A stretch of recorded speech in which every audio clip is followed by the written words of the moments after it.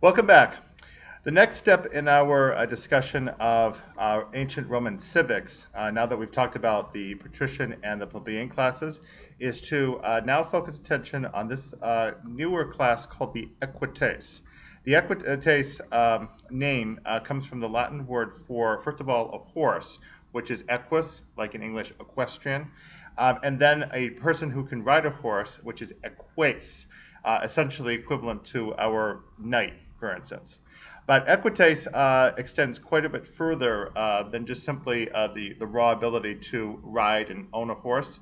And it's that we're going to discuss today in order to put in context historically how the Roman society evolved from a two-tiered system of just patricians and plebeians into a three-tiered system of halves by pedigree, halves by money, and everybody else. So first of all, to review from a previous video, the senatorial class, as we talked about, came into existence under the kingship of Romulus. Remember that Romulus had selected 100 elders, according to the historical account of Livy, Book 1. These 100 elders formed the initial Senate, according to Livy, and the Senate, remember, is derived from the Latin word meaning an elderly man, like in English senile, senility. Some people would think that senators by nature must be senile. That's a joke. But anyway, senators were the elder advisors to the king originally, and then in time, the Senate under the Republic became the council separate from the elected offices of consul and so forth down. Okay, now, the senatorial class, remember, refers to specifically patricians. To remind you, we'll put patricians up here at that part of the outline.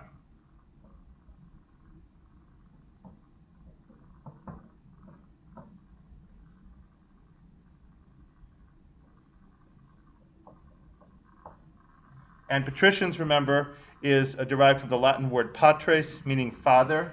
And if you add in the sense that there were the original senators and then there were the ones who were appointed later, then you get the full name of the senators in Latin, which is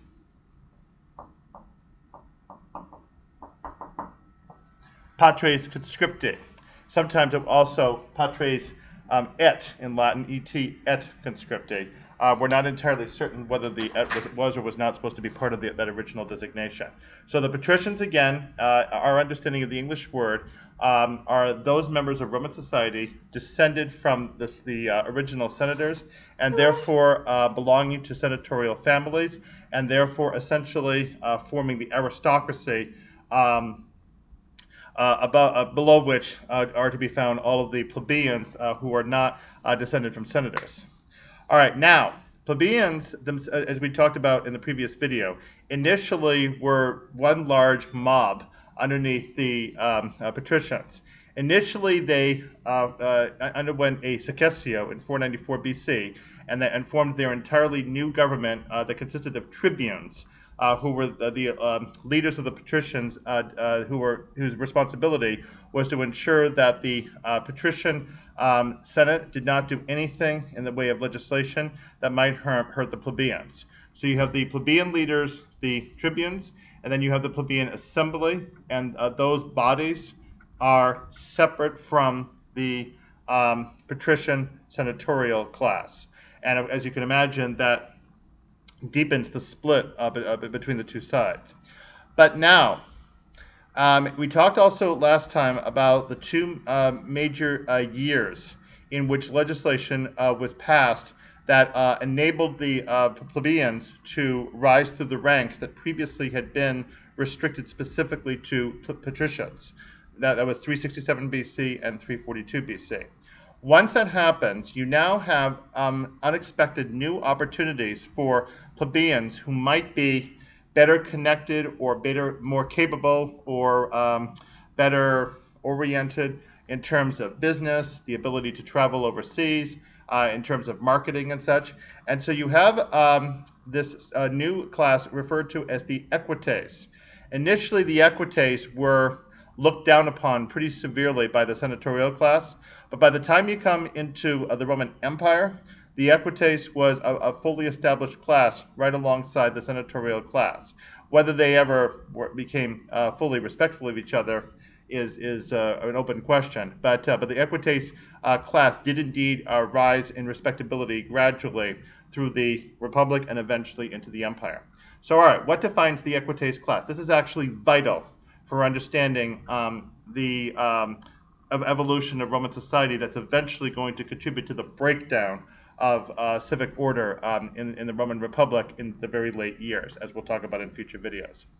The Equites, as we said before, refers originally to people who ride on horseback, the knights. It therefore also refers to people who can own horses.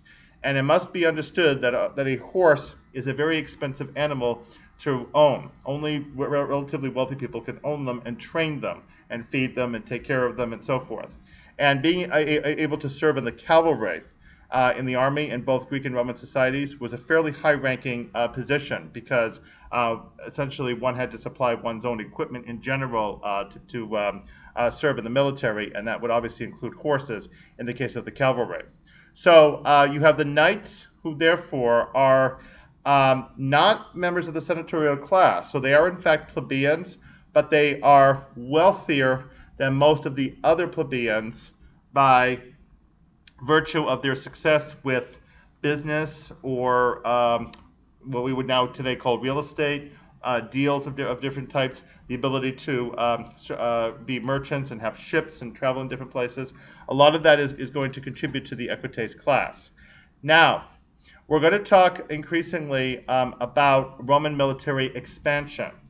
Bear in mind that, of course, Roman society was originally restricted specifically to the city of Rome itself and what is now the country of Italy as the Italian province.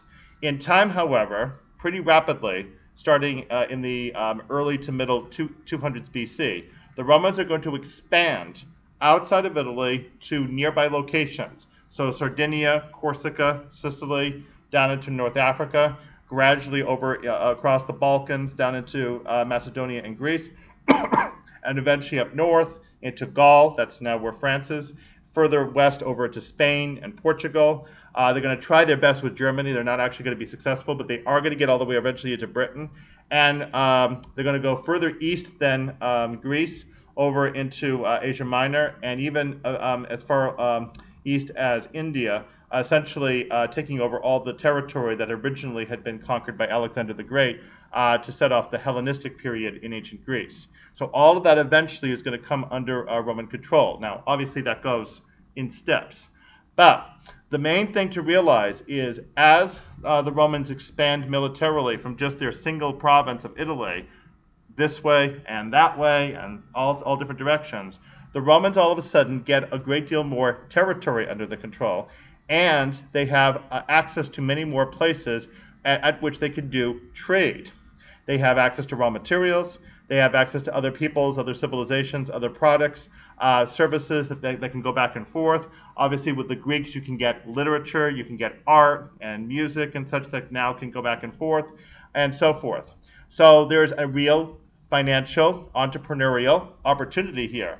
And specific members of the Equites class, the plebeian portion of society, are going to be in the right place to be able to take advantage of those opportunities, and of course other plebeians won't be.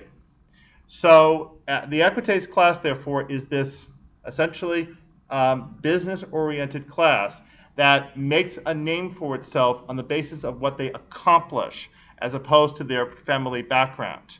That's going to form what comes to be known as the nobilitas.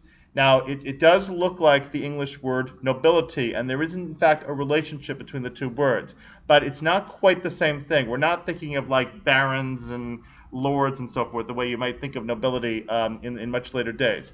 The nobilitas comes from the same word that gives us the English word know, K-N-O-W, to know somebody. It means people who are noted in some profession, which means, once again, we're not talking about the aristocrats up here, the senators. We're talking about people who have made a name for themselves, distinguished themselves by success probably in the military would be included, but also in business, in merchantry, in some type of artwork and such. All of that is going to come forward and produce a group of people who are now themselves above the rest of the plebeians because of their success. These people are going to become very, very important in later Republican and eventually imperial politics, to the point even that emperors themselves will arise out of the equestrian class. So understanding this and realizing now that you've really got three groups now. You've got the senators, the equites, and the plebs, not just two groups as you had before. That's going to make a much more complex social setup and is going to move things further along toward eventual disaster in Roman sociopolitical politics as the Roman Republic comes to its very blood-filled conclusion. So that should introduce you adequately to those classes, and we're going to continue our history of Rome and our understanding of Roman civics and Roman politics. And now that we've talked a little bit about this socio-political setup, we're now going to start looking at Roman military expansion through the history of the Republic and leading us, of course, up to the Empire. Okay, so in our next historical video, we'll start talking about Roman historical and military expansion. We'll see you next video.